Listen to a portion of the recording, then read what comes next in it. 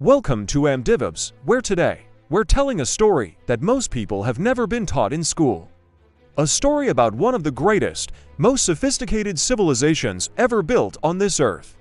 A civilization that gave the world its first declaration of human rights, its first postal system, and its first continent-connecting road network. A place where different religions lived side by side, where women had legal rights, and where conquered peoples kept their own languages, customs, and gods. This wasn't just a powerful civilization, it was extraordinary. And then, in the space of a few decades, it was gone. This is the story of Persia. What it was before the world changed it forever, what happened when it fell, and how that ancient land became what we know today as Iran. Sit down for this one, because this story is going to change how you see the entire Middle East. It starts around 550 BC. A king named Cyrus rises in a small kingdom in what is now southwestern Iran. Within 30 years, he will build the largest empire the world has ever seen. Cyrus the Great, he defeats the Medes, then the Lydians, then the mighty Babylonian Empire. City after city opens its gates to Cyrus, not just because he's a brilliant military commander, but because he is merciful. When Cyrus enters Babylon, he shocks the ancient world. He doesn't burn the city or massacre the people. He walks into the great temple of Marduk, the chief Babylonian god, and pays his respects. He issues a proclamation, inscribed on a clay cylinder that survives to this day, declaring that all peoples under his rule are free to practice their own religion and live by their own customs. He frees the Jewish people from their Babylonian captivity, allowing them to return to Jerusalem and rebuild their temple. The Bible calls him the Anointed One. Historians call the Cyrus Cylinder the world's first charter of human rights. This is who the Persians were at their greatest. The Achaemenid Empire that followed Cyrus became the most powerful state the ancient world had ever seen, containing over 40% of the entire world's population. It was run not through terror, but through a system of administration so sophisticated it wouldn't be matched until the Romans. They built the Royal Road, a highway stretching nearly 3,000 kilometers. They invented a professional civil service. They built Persepolis, a capital of such staggering beauty that when Alexander the Great finally burned it down drunk, his own generals wept. The Persians were builders, administrators, and thinkers. They were the first truly global civilization. Their religion, Zoroastrianism, was one of the oldest monotheistic faiths, teaching a cosmic battle between good and evil and the power of free will. Many historians believe it directly influenced Judaism, Christianity, and Islam. This was the spiritual heart of the civilization. But the Persians weren't invincible. In 334 BC, a 22-year-old Macedonian king named Alexander crosses into their territory. Alexander the Great, he moves through the Persian Empire like fire through dry grass, defeating King Darius III 3 times. Darius is eventually murdered by his own men. Alexander finds his body, weeps over it, and orders him buried with full royal honors. He takes Persepolis, but one night, in a drunken rage, he orders it burned. One of the greatest buildings in human history becomes ash and rubble. Alexander dies young, and his empire fractures. Persia falls to Greek rulers, the Seleucids. But here's something remarkable: Persia absorbs them. The culture is too deep, too rooted to be replaced. A native Persian dynasty, the Parthians, rises and takes the land back, followed by the magnificent Sassanids, who build a civilization that rivals Rome itself. Persia survives Alexander, Greek rule, everything.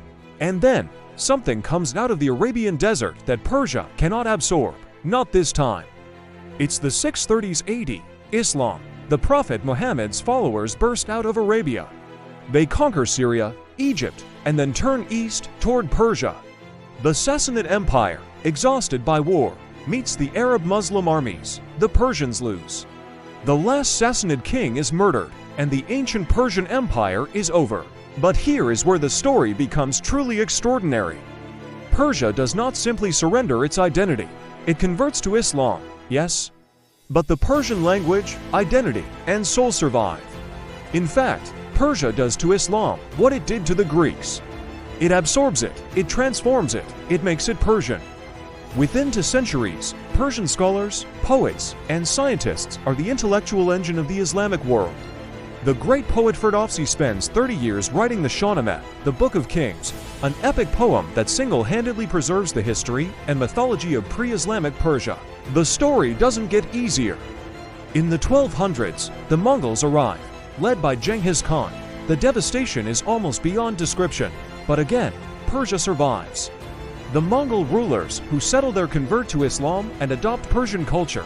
Persia absorbs them too. In the 19th century, a new threat arrives, the imperial powers of Britain and Russia. They don't conquer Persia openly, but control it economically, bleeding the country dry. Then, in 1908, oil is discovered. The Anglo-Persian Oil Company, later BP, begins extracting Persian oil on terms that are basically robbery.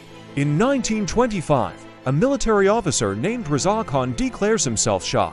He renames the country Iran and modernizes it with terrifying force.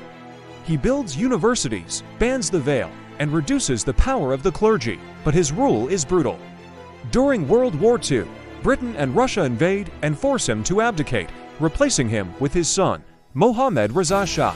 In 1951, a democratically elected prime minister, Mohammad Mossadegh, tries to nationalize Iranian oil. In response, the CIA and British intelligence organize a coup in 1953, overthrowing the government and returning the Shah to power. It is a moment Iranians have never forgotten. The Shah rules for another 25 years. Iran modernizes, but it also suffers and cedes under his secret police. Then, in 1979, everything explodes, the Iranian Revolution. An exiled cleric, Ayatollah Khomeini, becomes the voice of decades of rage and humiliation. Millions pour into the streets, the Shah flees, and the Islamic Republic of Iran is declared. The land of Cyrus the Great becomes a theocracy. Almost immediately, Iraq invades, backed by the West. The war lasts 8 years and kills over 1 million people. Iran survives, as it has survived everything. Today, Iran is a country of almost 90 million people. It's a country where young, educated people are pushing against a system they feel doesn't represent them. In 2022, the death of Mahsa Amini in police custody ignited nationwide protests under the slogan, "Woman, Life, Freedom." Young women and men took to the streets, demanding change.